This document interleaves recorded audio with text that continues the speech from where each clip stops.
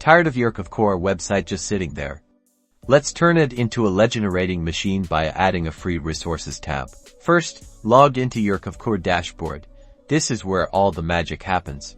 Next, on the left-hand side, find the Web IDX section and give it a click. This will take you to your website settings. Now, look for website content and click on it. This is where we'll add the actual content for our resources page. See that plus add content button? Go ahead and smash that. This is how we'll start creating our new page.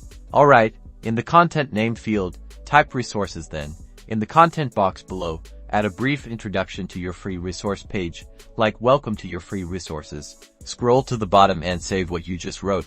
Now, go back to the Web IDX section and click on navigation in the drop-down menu. Click the plus add menu item button. We are almost there.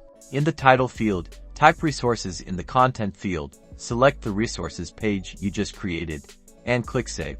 Boom, head back to your Kvcore website. And you should now see the resources tab in your main navigation now. Start adding those awesome free guides and reports to attract all those leads.